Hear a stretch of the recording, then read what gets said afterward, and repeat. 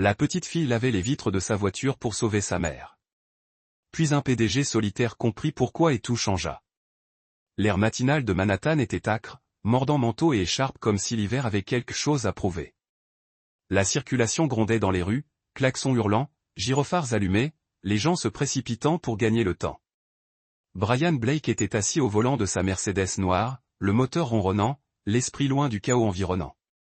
Le feu passa au rouge. Il expira lentement, fixant l'horizon gris. Ses pensées dérivèrent vers l'hôpital où, quelques semaines plus tôt, son père avait rendu son dernier souffle. Sa mère était morte quand il avait 8 ans. À 35 ans, Brian était désormais complètement seul. Son appartement terrasse était calme. Son empire technologique à $1 milliard était impressionnant mais vide. Il avait tout sauf personne. Un léger coup à la fenêtre le tira de sa transe. Il se retourna et vit une petite main pressée contre la vitre. Une petite fille, pas plus de 5 ans, se dressait sur la pointe des pieds et le regardait. Ses cheveux blonds dépassaient de sous un bonnet usé. Ses joues étaient rouges de froid, son manteau trop grand et délavé. La saleté maculait son visage, mais ses yeux, grands ouverts et brillants, contenaient quelque chose de rare, l'espoir. Elle brandissait un chiffon effiloché et esquissait un sourire timide. « Bonjour, monsieur, dit-elle d'une voix étouffée par la fenêtre, mais douce et posée. Puis-je nettoyer votre vitre pour $5 ? J'économise pour aider ma mère à l'hôpital. » Brian cligna des yeux. Il baissa la vitre de quelques centimètres. « Que as-tu dit ? $5 ? Je nettoie très bien. Ma mère est malade. Elle est à l'hôpital et je veux l'aider. » Brian la regarda, stupéfait. Un enfant de 5 ans proposant de laver les vitres seul dans le froid. C'était impossible. « Tu es là tout seul ? » Elle hocha la tête. « Je reste près de l'hôpital. Je sais quelles voitures sont belles. » Avant qu'il puisse en dire plus, elle s'approcha et commença à nettoyer son pare-brise avec une habileté surprenante.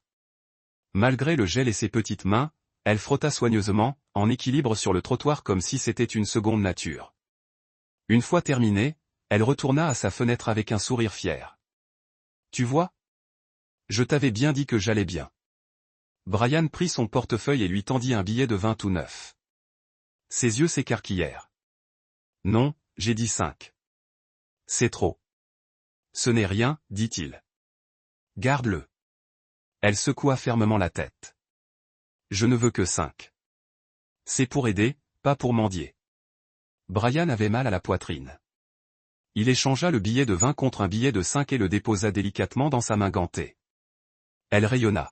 « Merci, monsieur. » Puis elle fouilla dans la poche de son manteau et en sortit un morceau de papier plié. En bougeant, il lui glissa des mains et atterrit sur le pare-brise. Brian le ramassa. Le mot écrit au crayon bleu disait « S'il vous plaît, mon Dieu, envoyez-nous un miracle. » Ses doigts tremblaient lorsqu'il le lui rendit. Elle le prit avec précaution et le rangea sans honte. « Comment vous appelez-vous ? » demanda-t-il d'une voix plus douce. « Lee, quel est le tien ? » « Brian ?» Elle hocha la tête pensivement. « C'est un joli prénom. Ma mère dit que les noms ont une signification. Je crois que le tien signifie « cœur tranquille ». Brian ne dit rien. Il n'était pas habitué à ce genre de moment. Simple, sans filtre. Le feu passa au vert. Des voitures klaxonnèrent derrière lui. Lily recula sur le trottoir et fit un signe de la main. Puis, se penchant une dernière fois vers la fenêtre, elle murmura, « Ma mère dit toujours qu'il y a un ange gardien autour de chacun de nous.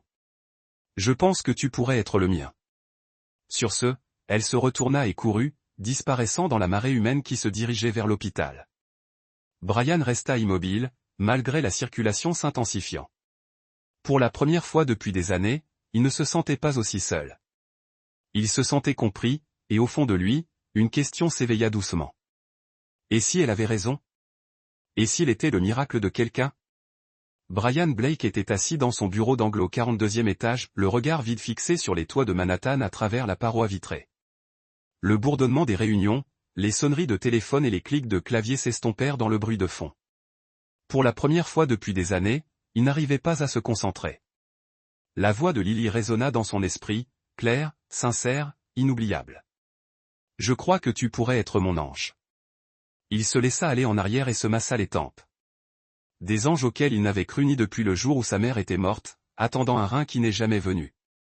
Il n'avait que 8 ans, trop jeune pour comprendre le don d'organes, mais assez vieux pour se souvenir de la façon dont elle le regardait, ses yeux fatigués et aimants, et murmurait « Je suis désolé de ne pas pouvoir rester. » Pas de miracle, pas de sauvetage, juste une perte.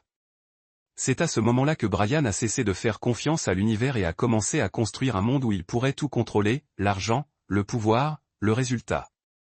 Son succès était planifié, sa solitude choisie. Et pourtant, ce matin-là, une petite fille aux joues tachées de terre, une offre de $5 et les yeux pleins d'espoir avaient tout bouleversé. Il décrocha le téléphone et appela son assistante. « Andrea, dit-il, j'ai besoin d'un service. » Silence. « Bien sûr, il y a une petite fille, Lily. Je l'ai rencontrée devant l'hôpital Saint-Martin. Elle lavait les vitres de sa voiture. Je veux savoir qui elle est, où elle habite, pourquoi elle est là. » Andrea ne lui a pas posé de questions. « Donnez-moi 1 heure. » Brian a raccroché et est resté assis en silence, regardant la ville palpiter sous lui. Il ne savait pas pourquoi Lily l'avait atteint. Peut-être était-ce sa détermination. Ou peut-être avait-il vu en elle le petit garçon qu'il était autrefois. Jeune, effrayé, essayant de maintenir le monde uni avec rien d'autre que de l'espoir. 45 minutes plus tard, Andrea est revenue avec un dossier. Elle s'appelle Lily Dawson. Elle a 5 ans et vit dans un HLM non loin de l'hôpital. Sa mère, Nancy Dawson, est hospitalisée depuis plus de 2 semaines pour une insuffisance rénale de stade 5. Elle est sur la liste d'attente pour une transplantation, mais son état s'aggrave. Brian a ouvert le dossier. Une photo de Nancy le fixait, granuleuse, mais incontestablement saisissante. De longs cheveux blonds, une peau pâle, et une beauté qui semblait fanée, non pas perdue. Il y avait de la douleur dans son regard, mais aussi de la grâce. Elle illustrait des livres pour enfants, continua Andrea. Elle travaillait principalement en freelance, sans conjoint. Elle élève Lily seule. Brian se rassit, le dossier toujours ouvert entre ses mains. Une mère célibataire, sans soutien, mourante pendant que son enfant nettoyait des vitres pour récolter des fonds. Merci, dit-il doucement. Cette nuit-là, le sommeil ne vint pas. Il resta allongé dans son appartement, écoutant le bourdonnement lointain de la ville, essayant de se raisonner. Il n'avait aucune obligation d'aider. Il avait fait sa part. Il avait survécu, construit quelque chose à partir de rien. Mais le visage de Lily ne le quittait pas, et ces mots, « Je pense que tu pourrais être à moi. » Au matin, la décision était prise. Il appela Saint-Martins et régla anonymement les factures médicales de New York. Puis, abandonnant costume et chauffeur, il enfila un jean, prit un covoiturage et traversa l'hôpital comme un visiteur ordinaire. Il dit à l'infirmière qu'il était là pour une association caritative et qu'il demandait à rencontrer un patient dans le besoin. Elle sourit et le conduisit dans un couloir calme jusqu'à la chambre 207. La femme alitée paraissait plus mince que sur la photo, les joues creuses, la peau pâle sur les draps immaculés. Un carnet à dessin reposait sur ses genoux et, malgré le tremblement de ses mains, elle dessinait un petit renard et une fillette en écharpe, debout sous un arbre enneigé. Brian se tenait sur le seuil, immobile. Son cœur battait fort contre ses côtes. Il ignorait ce qui allait suivre. Il savait seulement que quelque chose avait changé, et il ne pouvait plus faire comme si de rien n'était. Brian entra discrètement dans la chambre d'hôpital, veillant à ne pas troubler le silence. La femme alitée ne le remarqua pas tout de suite. Ses cheveux blonds, ternis par la maladie, mais toujours gracieux, pendaient librement autour de son visage tandis qu'elle se penchait sur un carnet à dessin. Ses doigts tremblaient, mais il s'exécutait avec précaution, dessinant quelque chose de délicat et de vivant. Un papillon, malgré l'instabilité de sa main, dont les lignes dansaient d'espoir. Les ailes déployées semblaient prêtes à s'envoler, fragiles mais libres. Brian resta un instant silencieux à l'observer. Puis il s'éclaircit la gorge. Nancy leva les yeux, surprise, ses yeux, verts pâles et pleins de fatigue, croisèrent les siens. « Je suis désolée, dit-elle en essayant de se redresser. Je n'ai entendu personne entrer. »« Tout va bien, » répondit Brian en s'avançant dans la pièce. « Je m'appelle Nathan. Je suis bénévole dans un programme qui rend visite à des patients qui sont aussi artistes. J'ai entendu dire que tu illustrais des livres pour enfants. » Un léger sourire effleura ses lèvres. « Avant ? J'essaie encore quand mes mains coopèrent. J'ai vu ton papillon, dit-il en désignant son bloc-notes d'un signe de tête. Il est magnifique. Elle rit. Le son était doux mais réel. Tu n'as vu que la moitié d'une aile. Même la moitié suffit pour en sentir la vie. Nancy baissa les yeux sur le croquis, puis le regarda de nouveau. Dessiner me donne l'impression d'être ailleurs. Pas ici, pas malade, juste dans l'histoire. Brian hocha la tête. Je connais ce sentiment. Il y eut un silence empli d'une compréhension silencieuse. Elle posa le carnet de croquis. Nathan, c'est ça? Il hocha de nouveau la tête. J'apprécie ta visite, mais si tu es là pour m'aider, je n'accepte pas les aumônes. J'ai reçu des propositions, et elles viennent d'un bon endroit, mais je préfère gagner ce que je peux. J'ai encore quelque chose à donner. Brian la regarda, ému par sa force tranquille. Je ne suis pas là pour donner quoi que ce soit. Peut-être juste une écoute, ou peut-être acheter un dessin si tu vends. Nancy pencha la tête, les yeux plissés d'un air espiègle. Tu veux acheter un croquis à un inconnu dans un lit d'hôpital? Je veux quelque chose de vrai pour mon bureau, répondit Brian. Je suis entouré de choses soignées. Ton travail, ça a l'air honnête. Ça ralentit les choses. Elle le regarda de nouveau, son regard doux mais perspicace. Puis elle sourit.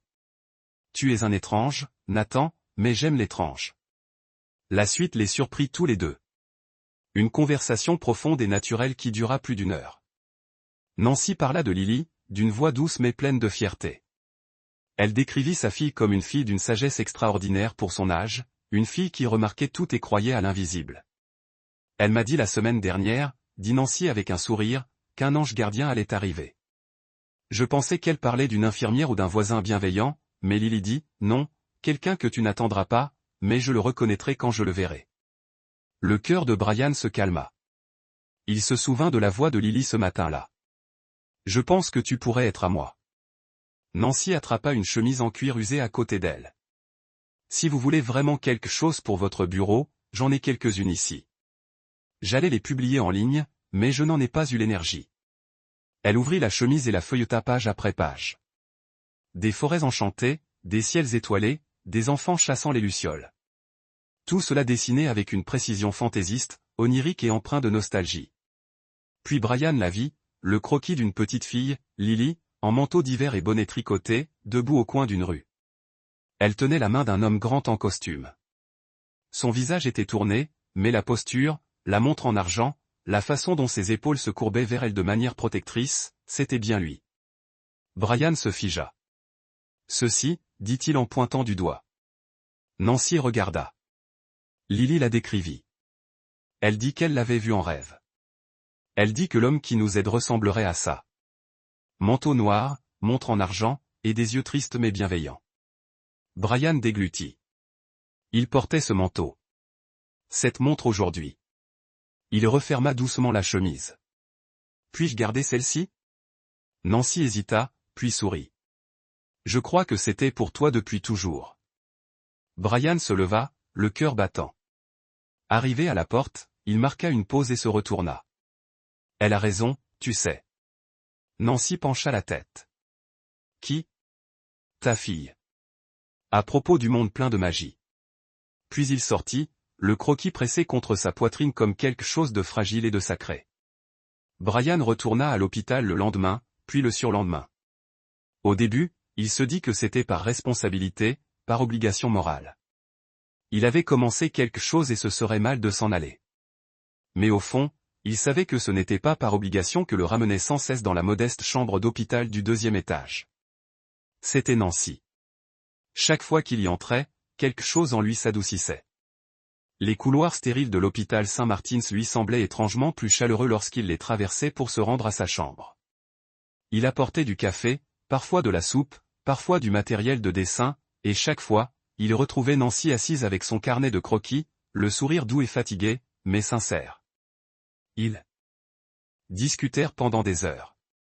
Nancy parlait avec la lenteur et la réflexion de quelqu'un qui avait appris à savourer l'instant présent. Elle racontait les questions de Lily, les dessins qu'elle faisait pour ses livres, le monde qu'elle rêvait de montrer à sa fille si jamais elle allait mieux. Elle ne se plaignait jamais, ne demandait jamais d'aide. Elle partageait simplement. Et pour la première fois depuis des années, Brian se sentait écouté, non pas en tant que PDG, ni en tant que milliardaire, mais en tant qu'homme, juste en tant qu'homme. Il lui raconta des choses qu'il n'avait jamais dites à personne. La mort de sa mère à l'âge de 8 ans. Le regard du médecin qui ne pouvait croiser celui de son père lorsqu'il lui annonça son départ. La colère qui avait suivi. La rage contre Dieu. Contre les systèmes, contre tout, pour son injustice. Il parlait du vide qu'il avait poursuivi jusqu'à l'âge adulte. Celui qu'il essayait d'enfouir sous les salles de réunion, les investissements et la vue sur les toits. Nancy écoutait en silence, les mains posées sur ses genoux, le regard fixe. Elle ne disait jamais « je suis désolé » ou « c'est affreux ». Au lieu de cela, elle dit simplement « ça a dû être si seul ». Et Brian hocha la tête, sentant une tension se dissiper dans sa poitrine. Il se surprit à rire davantage en sa présence. Un vrai rire, pas ces rires polis réservés aux dîners d'affaires ou aux événements médiatiques. Nancy avait un humour pince sans rire, un esprit tranquille qui se glissait entre leurs conversations comme la lumière du soleil à travers les rideaux. Elle le taquinait sur son manque de talent artistique, le traitait d'enfant coincé dans un costume d'adulte hors de prix, et il adorait ça. Nancy ne lui demandait jamais ce qu'il faisait dans la vie. Elle l'acceptait, lui, Nathan, l'homme qui aimait les contes de fées et la soupe, et qui achetait de nouveaux carnets de croquis à sa fille. Brian, à son tour, commença à changer.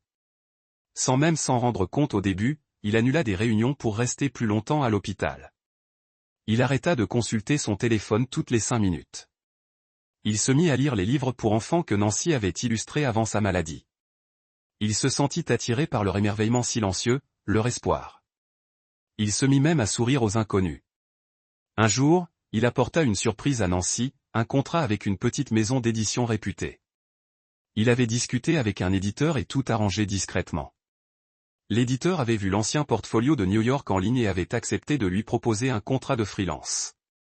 Elle pourrait travailler depuis son lit d'hôpital, dessiner à son rythme et gagner sa vie en faisant ce qu'elle aimait. Nancy fixa le contrat un long moment, puis leva les yeux vers lui, les yeux brillants. « Comment as-tu fait ? » « J'ai des relations, » dit Brian avec un sourire. « Nathan a des amis dans des endroits étranges. » Nancy rit en s'essuyant les yeux. « Je ne me suis pas senti aussi utile depuis longtemps. »« Tu as toujours été utile, » dit Brian doucement. « Tu as juste oublié. » Ce soir-là, après avoir quitté l'hôpital, Brian s'attarda dehors plus longtemps que d'habitude. Le vent de décembre balayait la rue déserte, faisant bruisser les branches nues des arbres bordant le trottoir. De l'autre côté de la fenêtre du 2e étage de l'hôpital, il pouvait apercevoir la douce lueur dorée d'une lampe de lecture. À travers elle, il vit Nancy, la tête appuyée contre l'oreiller, un carnet de croquis sur les genoux, profondément endormi. Brian resta immobile. Pour la première fois de sa vie d'adulte, il n'avait pas envie de courir après ce qui se passait. Il se sentait plein, vivant, et cela l'effrayait. Il s'appuya contre un lampadaire, les mains enfoncées dans les poches de son manteau, et leva les yeux vers les étoiles, rares et faibles, au-dessus de l'éclat de la ville. Puis il regarda à nouveau sa fenêtre, ce carré de lumière unique dans un monde sombre, et murmura, « Comment se fait-il qu'une personne mourante puisse me faire sentir plus vivant que jamais ?» L'air à l'intérieur de Saint-Martin était lourd de quelque chose de plus lourd que l'hiver. Brian le sentit dès qu'il entra dans la chambre de New York ce matin-là. Elle était plus pâle, sa respiration plus lente, sa voix à peine murmurée. Même ses mains, autrefois si sûres avec un crayon, tremblaient maintenant trop pour dessiner. Quelques heures plus tard, le médecin prit Brian à part. Son ton était prudent, clinique, mais même elle ne parvenait pas à cacher l'urgence sous ses mots. Les reins de New York sont en train de s'arrêter. Nous entrons dans une phase critique. Si elle ne reçoit pas de greffe dans les 30 prochains jours, elle risque de ne pas survivre. Brian resta silencieux, les mains serrées dans les poches. Est-elle inscrite sur le registre, demanda-t-il, bien qu'il connaisse déjà la réponse. Elle l'est, mais vous savez combien de temps cela peut prendre, surtout avec son groupe sanguin? Brian hocha la tête, l'esprit déjà en ébullition. Ce soir-là, sans prévenir personne, il se rendit au laboratoire de l'hôpital et demanda discrètement à être testé comme donneur potentiel. Il leur dit qu'il était un ami de la famille. Pas de nom, pas d'attention. 2 jours plus tard, les résultats arrivèrent. Il était parfaitement compatible. Les chances étaient astronomiques. Mais c'était clair et indéniable. Il resta assis dans sa voiture sur le parking de l'hôpital pendant près d'une heure, le rapport de laboratoire sur les genoux, les mains légèrement tremblantes. Une compatibilité parfaite. Cela aurait dû être la solution, un miracle même. Mais cela avait un prix. L'administrateur de l'hôpital l'informa qu'il ne pourrait procéder à la greffe que si le donneur était officiellement vérifié, soit comme un membre de la famille proche, soit comme une personne ayant un lien de parenté documenté et un raisonnement éthique valable. Brian allait devoir se manifester, révéler qui il était vraiment. Pas Nathan, pas le gentil inconnu, mais Brian Blake, PDG multimillionnaire, un homme qui gardait des secrets. Le conflit le brûlait comme de l'acide. S'il lui disait la vérité, Nancy pourrait se sentir trahie. Elle saurait qu'il avait caché son identité depuis le début. Elle pourrait croire que son aide était de la charité, voire de la pitié, et il perdrait ce qu'il chérissait le plus, sa confiance. Cette intimité silencieuse, cette façon dont elle le regardait comme une personne, et non comme un personnage. Mais s'il restait silencieux, elle risquait de mourir. Il ne pouvait pas vivre avec ça. Cette nuit-là, il était assis dans sa chambre d'hôpital pendant qu'elle dormait, sa poitrine se soulevant et s'abaissant à un rythme lent. Son carnet de croquis était posé sur la table de nuit, ouvert sur un dessin à moitié terminé de Lily dansant dans la neige. Brian prit un stylo et tourna la page. Il écrivait lentement, soigneusement, laissant les mots venir du plus profond de lui-même. « Chère Nancy, je ne m'appelle pas Nathan. Mon vrai nom est Brian Blake. Tu as peut-être entendu parler de moi. Je suis le PDG de Blake Systems. Je ne suis pas venu te voir en tant qu'homme d'affaires ou milliardaire. Je suis venu te voir parce que j'avais besoin de quelque chose de concret. Et puis je t'ai rencontré. J'ai observé ta façon de vivre même en mourant. Ta façon de voir la beauté, ta façon de choisir l'espoir. Tu m'as rappelé ce que cela signifiait de se sentir à nouveau humain. Je n'ai jamais voulu mentir. Je ne voulais juste pas que le monde dans lequel tu vis change à cause de qui je suis. Mais maintenant, je ne peux plus me taire. J'ai fait un test. Je suis compatible. Je peux te donner mon rein. Non pas parce que tu as besoin d'être sauvé, mais parce que tu m'as sauvé en premier. Que ce soit le miracle que Lily attendait. Et si après ça tu ne veux plus jamais me revoir, je comprendrai. Mais il fallait que j'essaie, Brian. Il plia délicatement le mot et le glissa entre les pages de son carnet de croquis. Le lendemain matin, il se tenait devant le bloc opératoire, vêtu d'une blouse, le cœur battant sous les couches blanches stériles. Pas de caméra, pas d'entourage, juste lui et son choix. Tandis qu'on le faisait entrer, il ferma les yeux et murmura dans le silence, « Si les miracles existent, donnez-lui une vie digne d'être vécue. Je n'ai pas besoin qu'elle sache que c'était moi. » Le monde revint à Nancy en morceaux, lents, doux et flous. Le bip des machines, le murmure étouffé des infirmières, une chaleur constante à ses côtés. Elle cligna des yeux sous les lumières de l'hôpital, le corps lourd, la gorge sèche. Une douleur persistante lui traversait l'abdomen, mais elle était sourde, lointaine, comme si quelque chose arrivait à quelqu'un d'autre.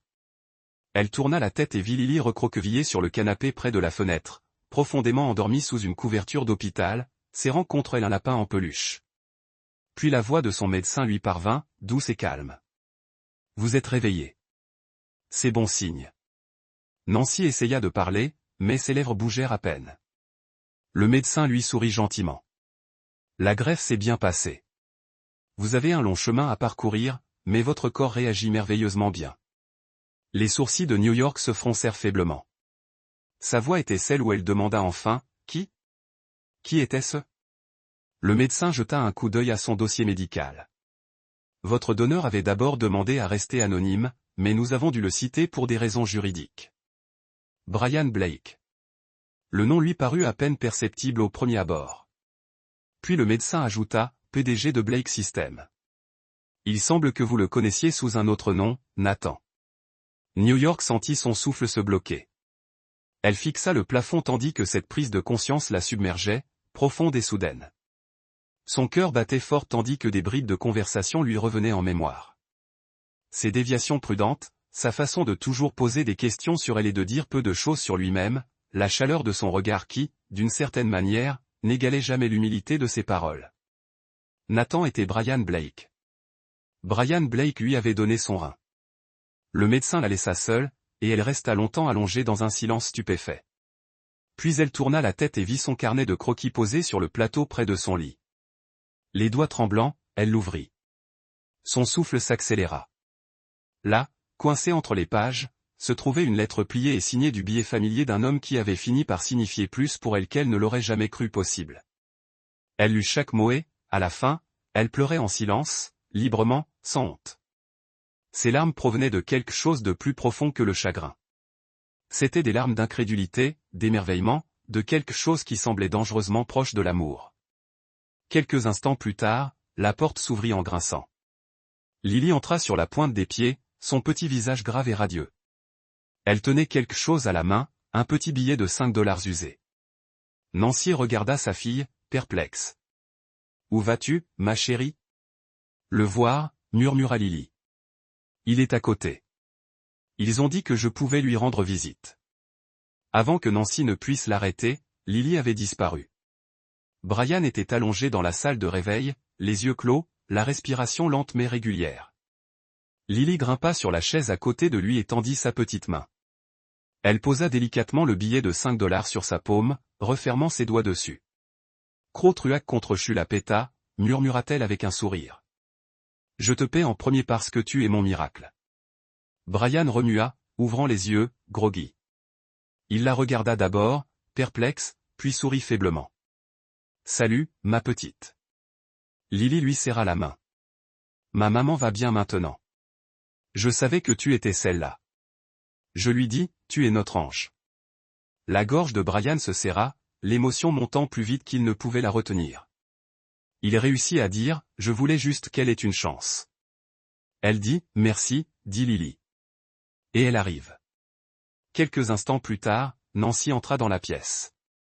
Elle paraissait pâle, épuisée, emmitouflée dans plusieurs couvertures, mais son regard était clair, concentré, vif. Elle traversa lentement l'espace qui les séparait, puis s'assit à son chevet. Elle ne dit rien au début, se contentant de lui prendre la main et de la tenir. Il la regarda, effrayé par ce qu'il pourrait voir.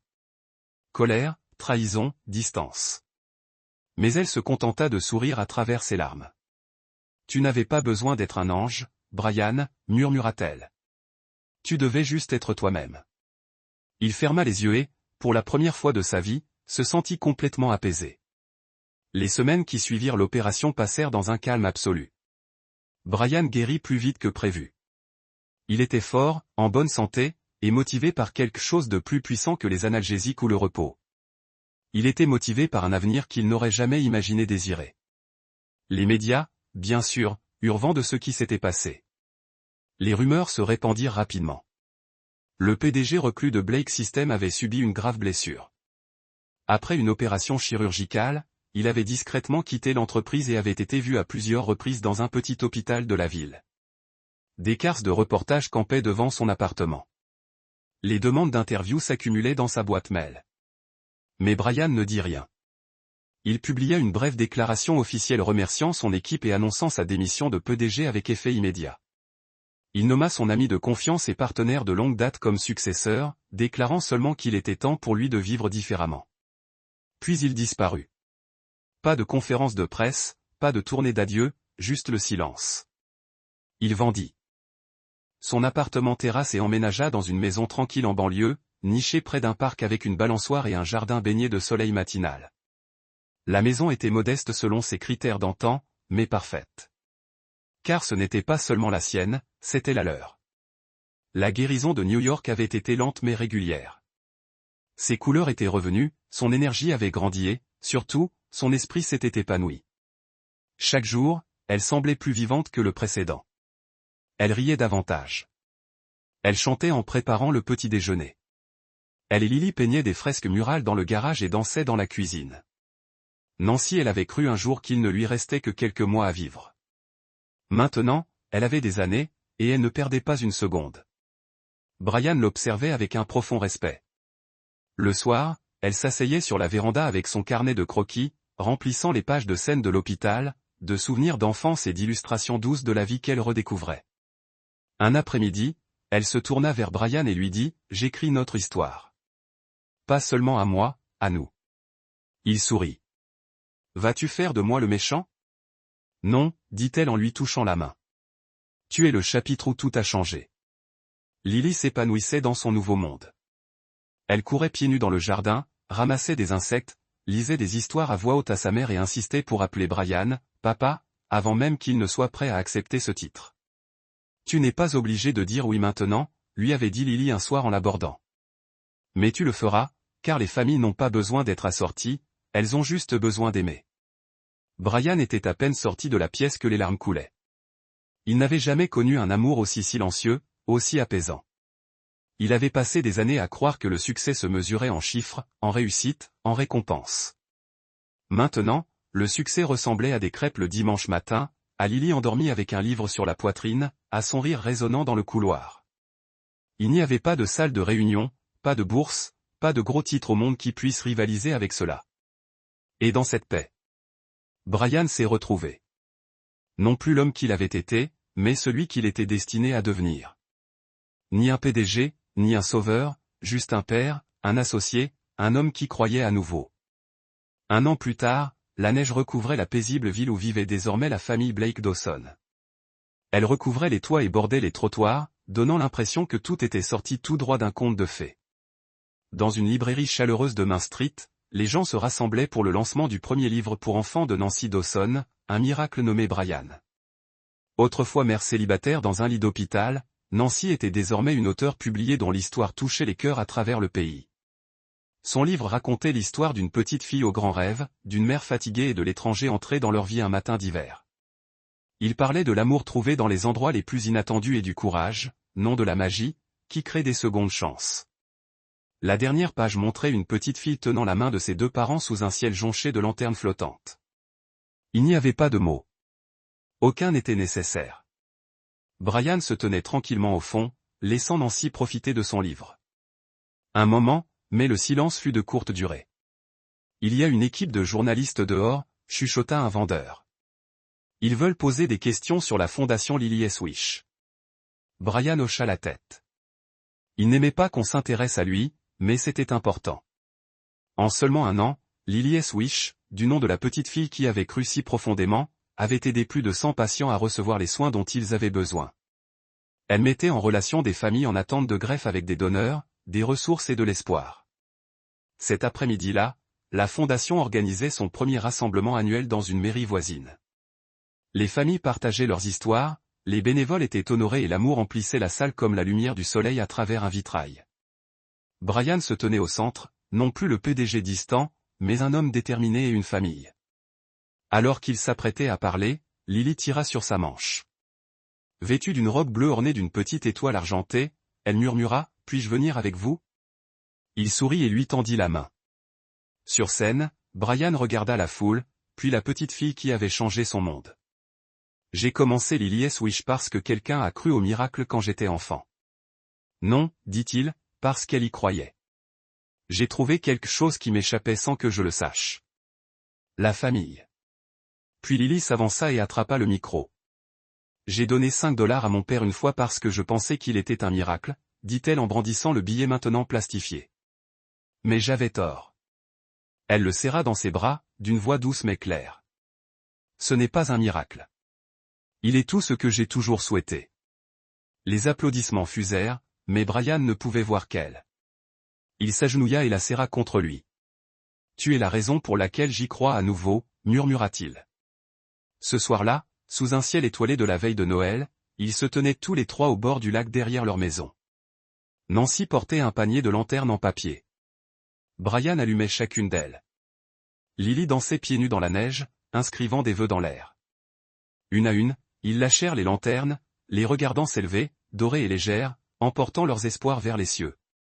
Main dans la main, la petite famille s'immobilisa et murmura à voix basse.